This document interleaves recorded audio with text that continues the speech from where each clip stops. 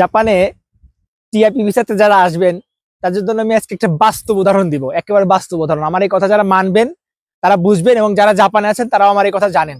জাপানে টিআইপি ভিসাতে আপনি আসলে আপনি যে কোম্পানিতে কাজ করবেন সেই কোম্পানিতে আপনি কাজ করবেন এত খানিকটা।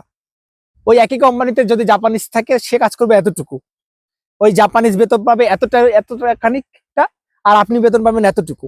সেই বেতন থেকে আপনাকে আবার বয়স্ক ভাতা, ট্যাক্স, ইন্স্যুরেন্স, প্রিমিয়াম, স্বাস্থ্য বীমা সবকিছু কেটে আপনার হাতে থাকবে এতটুকু। সেখান থেকে খাবেন, খাওয়ার পরে আপনার হাতে তালুর সঙ্গে তালু লেগে যাবে। আর ওই একই কোম্পানিতে আপনাকে যে খাটিয়ে ভূত বানাবে যে জাপানিজরা, সেই জাপানিজরা পাবে ডাবল টাকা।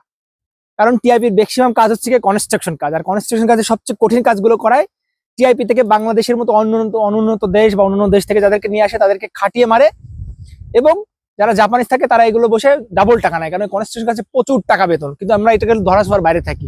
সুতরাং টিআইপি ভিসাতে আসার আগে সতর্ক থাকবেন। ধন্যবাদ। হাতের উদাহরণ